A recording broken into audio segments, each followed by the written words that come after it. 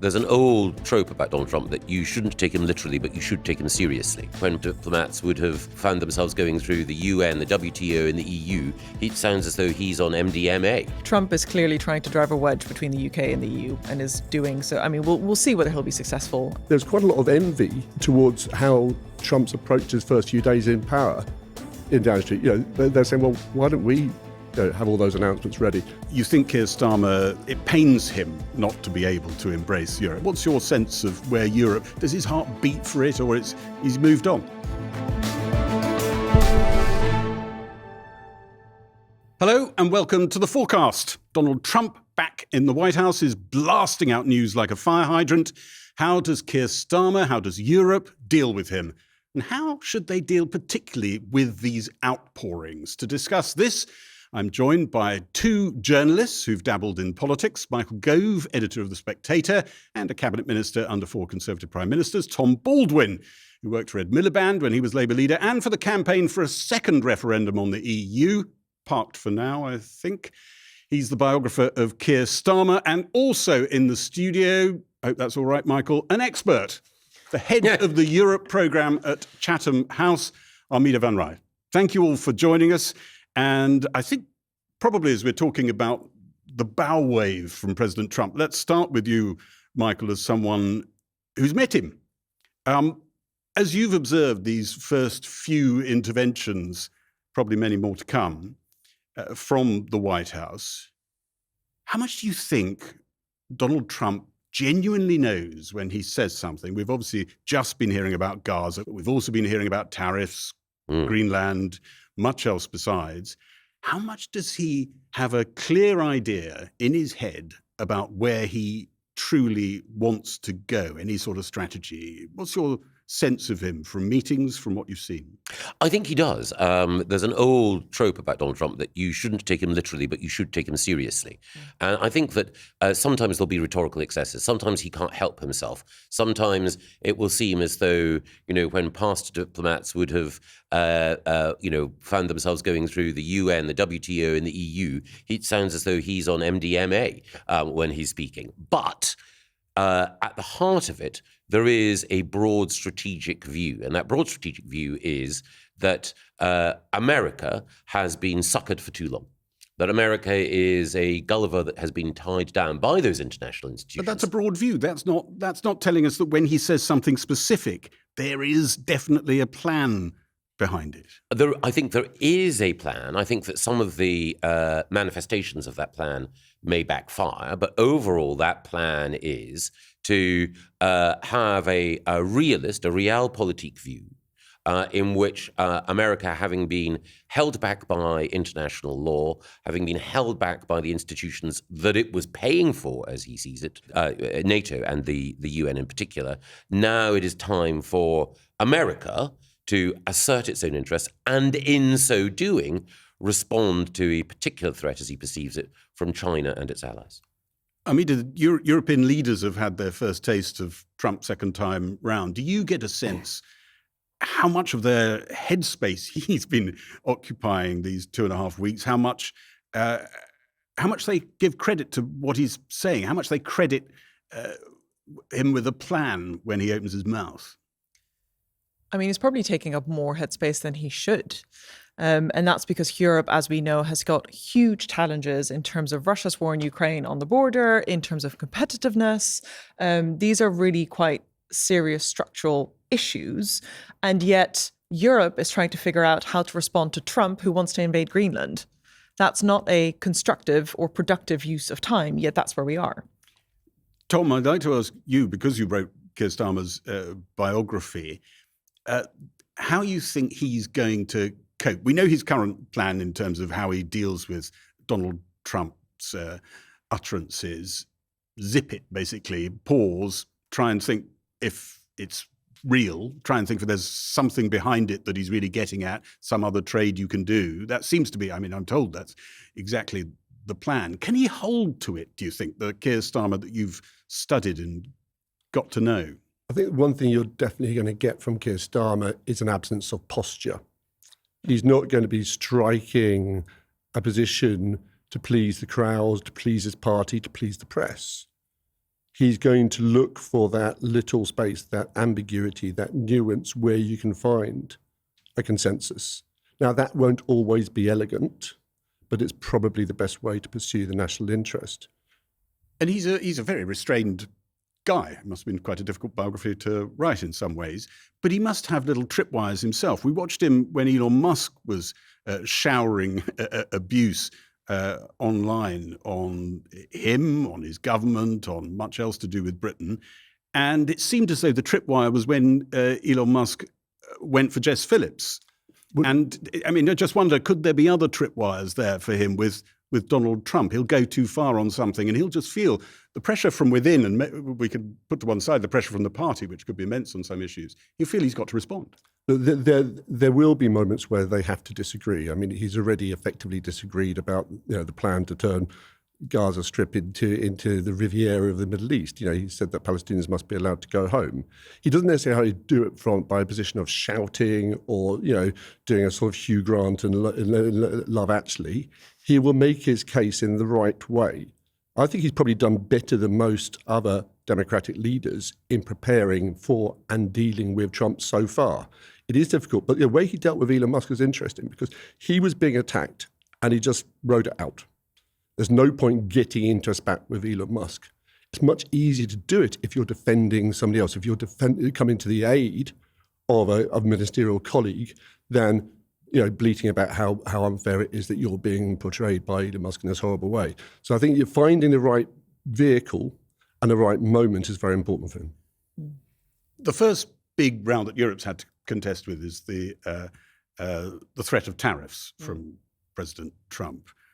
What's your sense of how they measure? They watched what happened to Canada. They watched what happened to Mexico.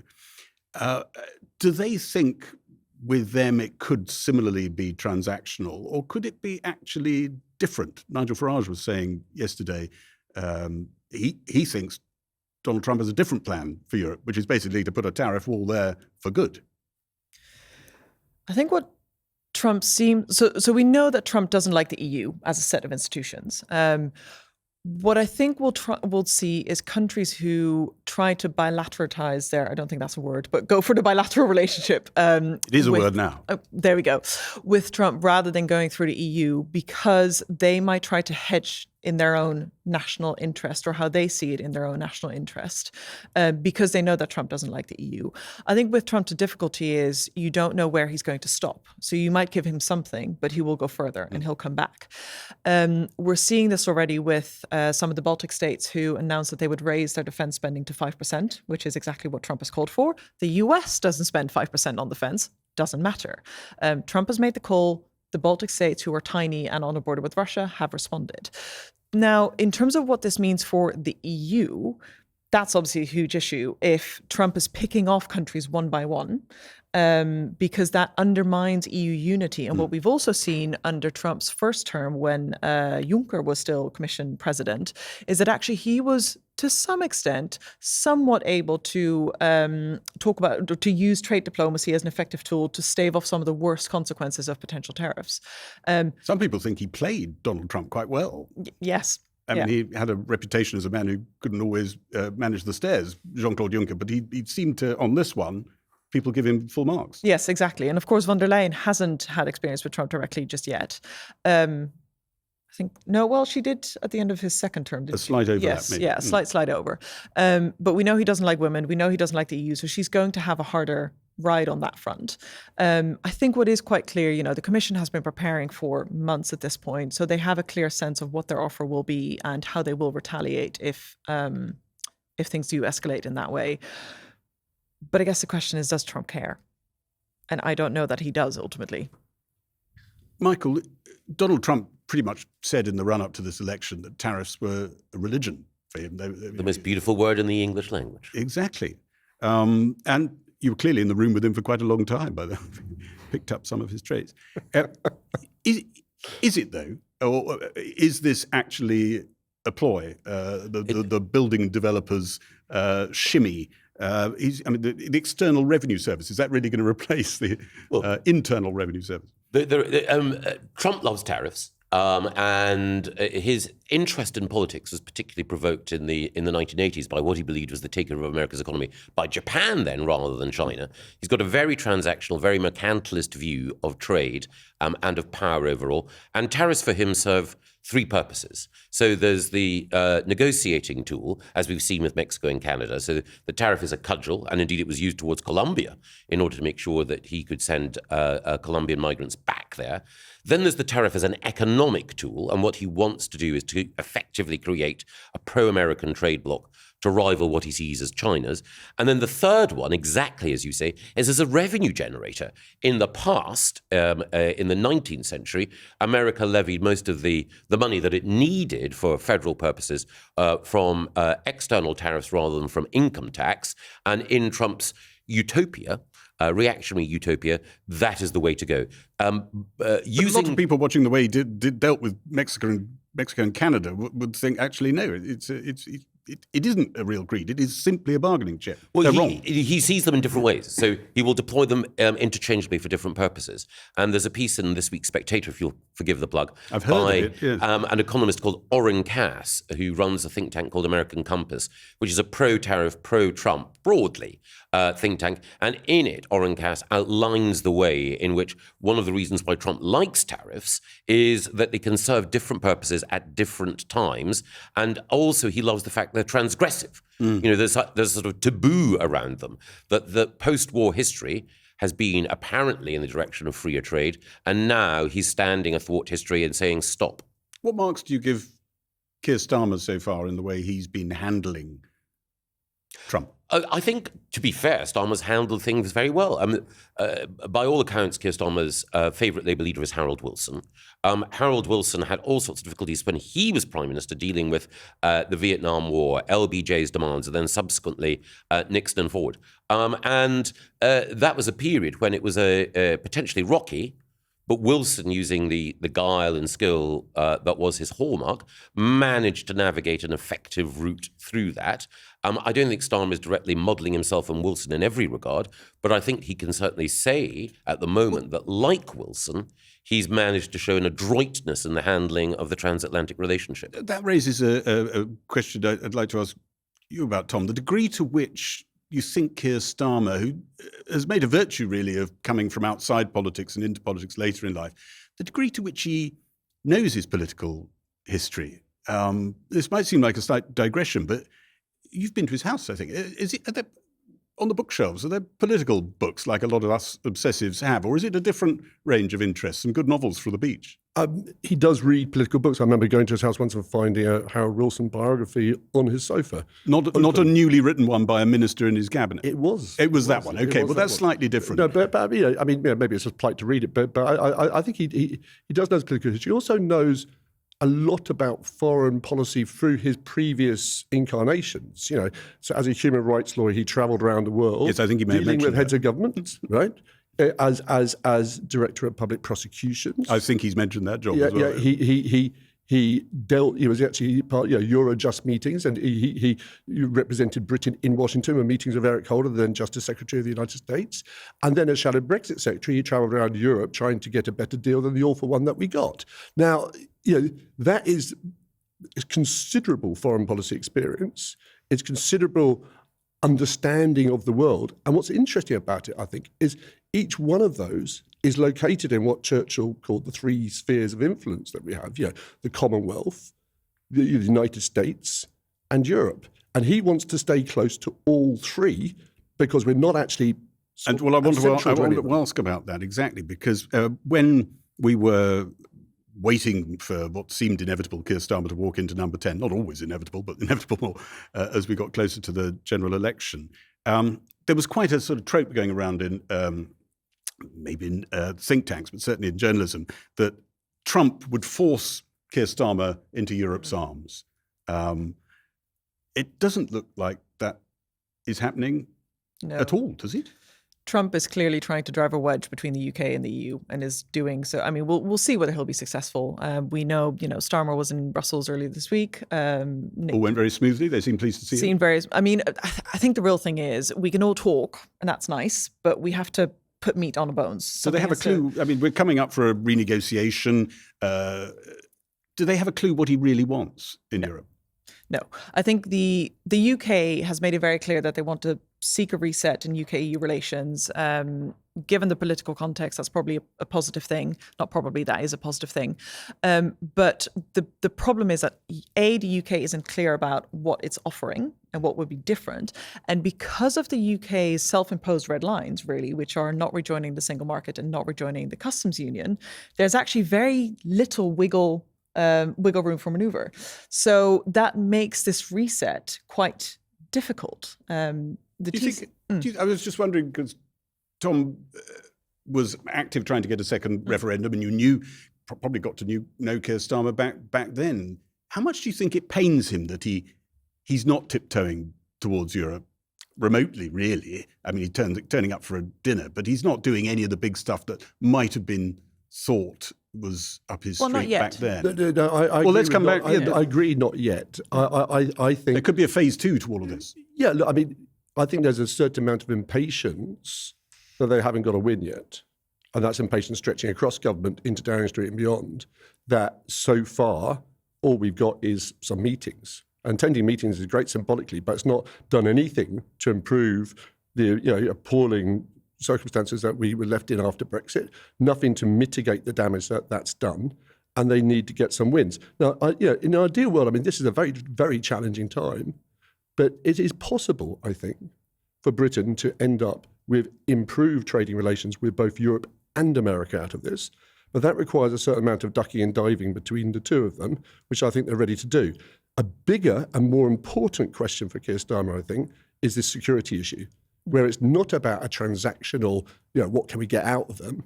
It's how do we actually protect the security of Europe from threats from without and within?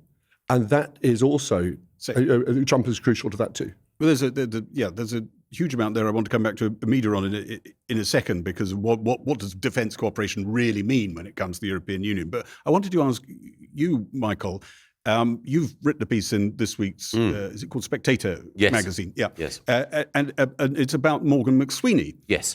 Who's the chief of staff and was the campaign organiser for Keir Starmer. And you get an impression from you've had conversations, actually with him, with Trump, you seem incredibly well connected. He's very nervous of Europe still, by the sound of it. It's still the third rail. He's nervous of quite a few things which the left traditionally quite likes. But that's part of it, isn't it? Do you think that will actually govern Keir Starmer's relationship with Europe? I think it will be a factor. So Morgan McSweeney's analysis and the analysis of those around him of the last election and of Labour's future is that, and it's a contested analysis, but one that he holds fast to, is that voters in the Red Wall, voters who had backed Boris and Brexit, came home to Labour in 2024, and that reopening the Brexit issue risks pushing them aside. Added to that, the biggest threat to Labour at the moment is not the Conservatives, but reform. And so Labour needs to be an insurgent party on the side of working people, not on the side of metropolitan elites, as it were, as it might be seen. So therefore... It sounds like you. Yeah, therefore, Europe is doubly bad, and Europe is triply bad because migration is a touchstone issue for many of these voters. And one of the things that the EU would most like to see as part of any reset is a youth mobility agreement. We actually have youth mobility agreements with Australia, New Zealand and South Africa. It's not a return to free movement, but it would be a relaxation of the current status quo in migration terms with the EU. And you could imagine, Morgan McSweeney can well imagine, how in the hands of Nigel Farage that could be used against this Labour government. I'm just going to say one thing briefly on the security question, which is a potential Achilles heel for Keir Starmer, of course, is the ceding of sovereignty on the Chagos Islands. But what is interesting so far is that lots of people who are Trump adjacent have expressed anger about it, but Trump himself he hasn't said a dicky bird. It's the dog that hasn't barked, and that's intriguing. Yeah, might not have found it on the map. Yes. Armida, I did want to ask you, realistically, when people talk about the defence cooperation in Europe, there seem to be a lot of different versions of what that is, and some people are less keen to only get their defence kit out of Europe because they always want to have ties with America and the rest of it. How realistic is that over-trumpeted a bit? It's a grabby phrase. It sounds serious, but would it actually amount to a row of beans, even if there was an agreement along the lines that are being mapped out at the moment, if we looked back a few years from now? I think it could be a game changer if we're serious about it and if we're going to do it properly. And we have to be serious about it because of the worsening external security environment. And then add to that a US ally who is still an ally, but there is bipartisan focus on the Indo-Pacific, which may mean in the kind of medium to long-term resources currently in Europe being reallocated elsewhere in the world. That means that Europe as a whole has to step up. And so this isn't about UK defense or EU defense or anything in between. It's about European defense and what that looks like so that, we can defend ourselves against Russia and any other kind of adversaries. I was trying to ask you, Tom, if you think Keir Starmer, it pains him not to be able to embrace Europe, not to be able to do the project that you were jointly engaged on, trying to get a second referendum ages ago. But if not doing that, then getting closer than he now feels able to get. The man you describe in your book, his formative experiences, not being very particularly emotive, the rest of it, maybe he just compartmentalizes it and moves on. What's your sense of where Europe, does his heart beat for it, or he's moved on? I think his Europeanism is based on 1945, not 1972. Is based on that blood bond of the ECHR coming together to say this must never happen again. What Hitler did to his own people. That is the absolute core. And this human rights framework. And that matters to him more, I think, than sort of defence of a liberal democratic Europe than a transactional deal on this or that. Where you get a veterinary agreement and so on. What is key though is the government is now prioritising growth above all other things. If you're going to prioritise growth above all other things, it's quite hard to say, but we can't do anything about Europe.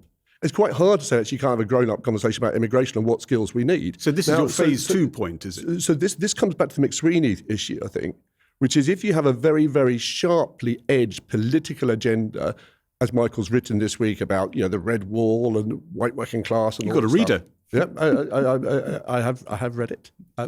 It's free. That creates contradictions in what you're trying to do in government. That creates tensions elsewhere in government. And I think that the key to understanding Keir Starmer is always to recognise that he sees the world as a complex place rather than a simple place. He doesn't like shallow, trite, three-word slogans. He recognises there's trade-offs. So yes, he wants to win those red wall seats. He also wants to hold on to those blue wall seats.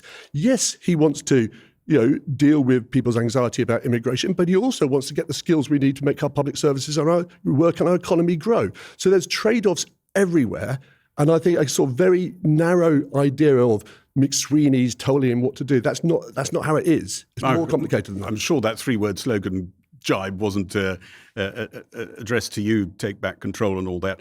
But do you think there could be a phase two? Could you envisage Rachel Reeves panicking, no growth, trying to reach over for dynamic alignment, as it's called, on certain sectors of British industry at the tail end of this government as it gets closer to a general election? Or do you think actually what we're looking at the moment, what Armida's been describing, is probably the settled scope of ambition? I don't think that there will be much change during this parliamentary term.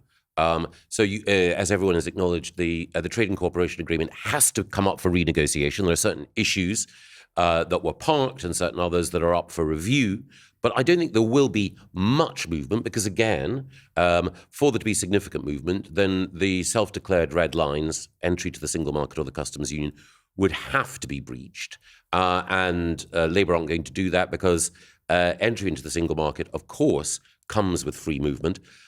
There's another associated concern as well, I think, for some in Labour, and some in government, actually, more precisely, which is that they can begin to see the glimmers of Brexit benefits for them in particular areas. For example, He's talked it up sometimes. artificial Keir intelligence. Starmer. He's made it clear explicitly that he believes that there are benefits in regulating differently from the EU. Steve Reed has talked about the benefits of regulating gene editing and agricultural technology differently. Now, these are not massive game changers in the economy yet, but I think it goes back to what Tom was saying, which is that I think that Starmer's revealed preference in government would be to see where he can accrue small positional advantages in particular areas without having to satisfy a particular ideological template, even though he may emotionally deeply regret the fact that we're not in the European Union. I don't think he will allow that emotion to cloud a day-to-day judgment about what pragmatic wins he might be able to secure.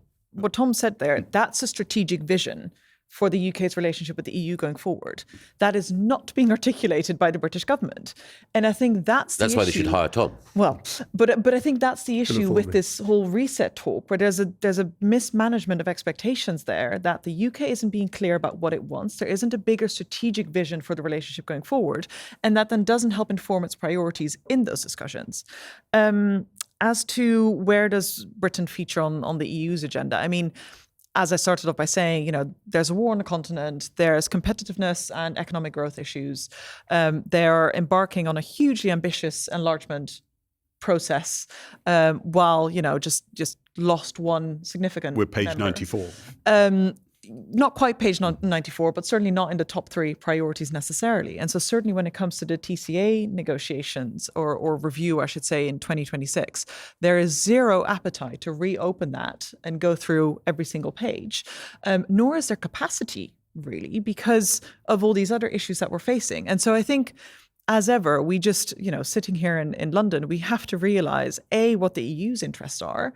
The UK has articulated this desire to want to be closer. Okay, fine. But then it has to come up with a proposal, and it has to also think about what's palatable for the EU side, which at the moment I'm just not really seeing that understanding. Constantly knocking out this discussion of youth mobility and tying that to freedom of movement, which it is not. And I don't understand why we would do that, or why the government would do that. Is just particularly unconstructive and unhelpful, which is kind of taking away a little bit from all the positive symbolic mood musings that we saw right after Starmer's election.